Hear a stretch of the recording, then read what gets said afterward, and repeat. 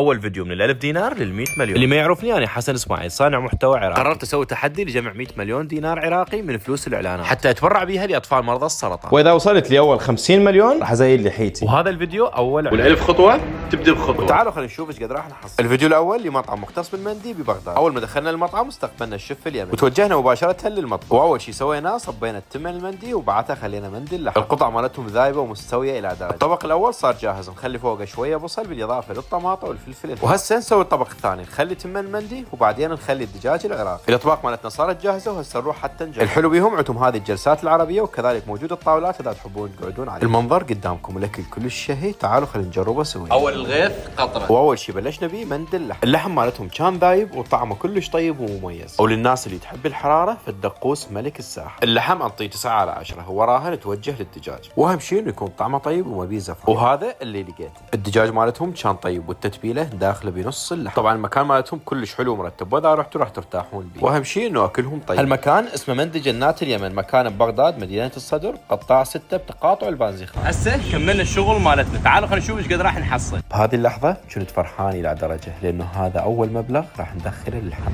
هذه اول مليونين.